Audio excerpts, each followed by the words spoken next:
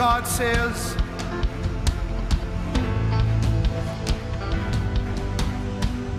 my people have cried. My people have cried out for an answer.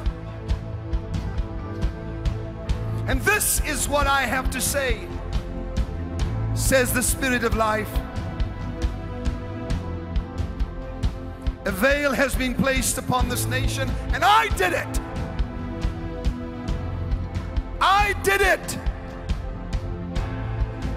So that for a season my people would wonder and faith would increase.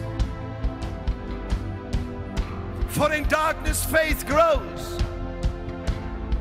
In despair faith grows. I did it. But now my fury has ended. Hear me.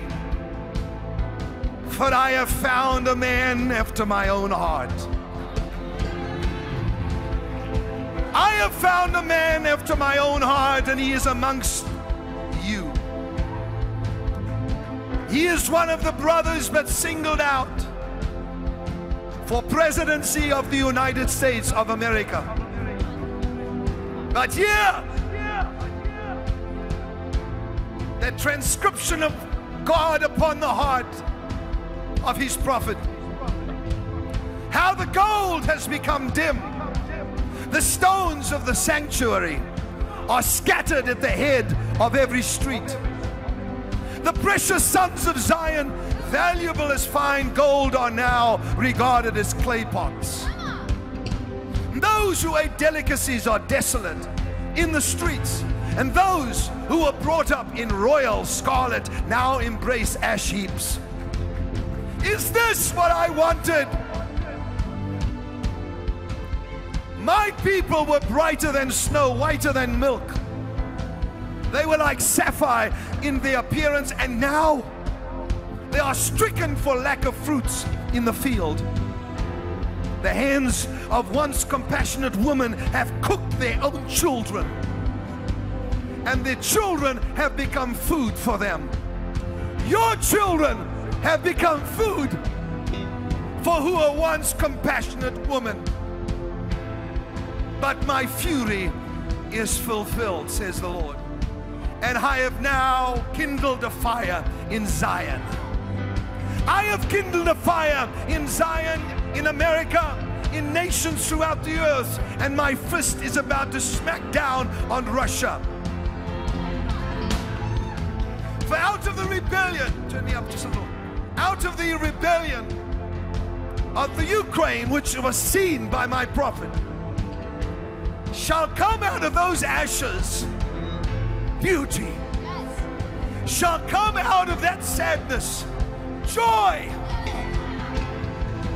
Shall come out of those garments praise, says the Lord.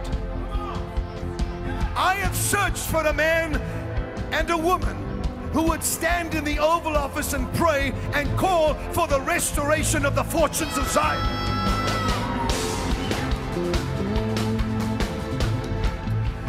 I have looked for a man who would pray for the restoration of the fortunes of Zion. Therefore, if you hear my heart, says the Lord, today, I will take you on a journey. I will first take you to Israel, whom they would give Jerusalem to his enemies. Why would they give half of Jerusalem away? This will not happen, says the Lord. For I will take you on a journey today into Jerusalem, where it shall be prophesied through song by my prophet what I intend doing in Jerusalem and in the United States of America at the same time, says the Lord.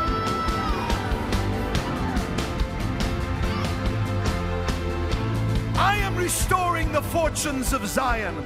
I am restoring the fortunes that were the inheritance of my people. I am restoring the fortunes of those that are elect of God and had been stolen from. You shall eat your delicacies again, and your children will no longer be your food. You shall not use them and take them out of the womb anymore, says the Lord. Watch how I change everything, for there shall be those who are in justice, and there are those who are in a strong position. I'm just hearing this now. In the highest court in the land, the highest court in the land, the Supreme Court, two shall step down for the embarrassment of what shall take place. For I wish to place in the highest court in the land righteousness, and they shall attempt to put others in to endeavor, to reach their endeavors. But God says, hear me tonight. Hear me today. I have this whole thing planned out according to my will. For it is now time for me to restore the fortunes of Zion. The fortunes to those that had it once, you are going to get it back. This is my promise, says the Lord of hosts. Give him a shout. This man has stood in Jerusalem. This man that I saw in the vision, the man that came out of a vision, please hear me.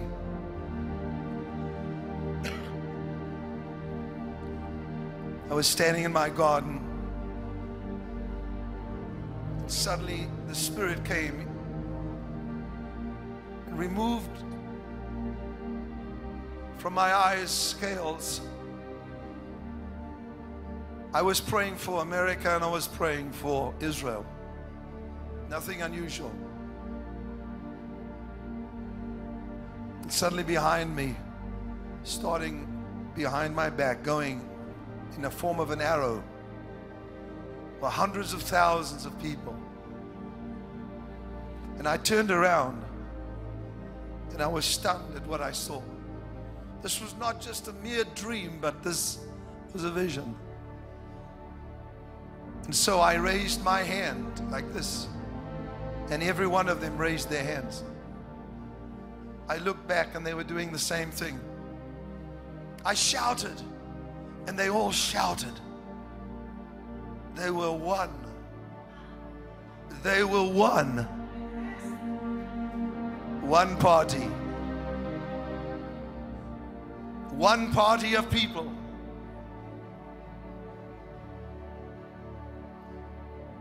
It continued until I realized that the unity of these, amongst them stood one that God had set aside to be the leader of this nation. I said, why am I hearing this so soon? Surely you would show me a little bit of it closer to the time. And the Spirit of God said to me, this man has a humble stature, but he is a genius. And then I heard gold. I wasn't sure if this was attached to his name, but he said to me, he will restore the fortunes in this nation because of his brilliance. I couldn't quite see his face because that was not allowed, because there was a mist that covered all the people and he was amongst them. And the Spirit of God made me look at him, and he said, this man will throttle the enemies of Israel. This man will throttle the enemies of the West. And there are highly embarrassing moments that are about to occur for many, many politicians in this nation. There'll be a shaking amongst the Democrats in the upcoming elections, but unsettling for the Republicans. Why is God doing this? For God said, I am dissatisfied with what emerges from both parties. And then there is a nation, he showed me and took me, itching for a new kind of war with America. They will shout, impeach, impeach, they say, but nay.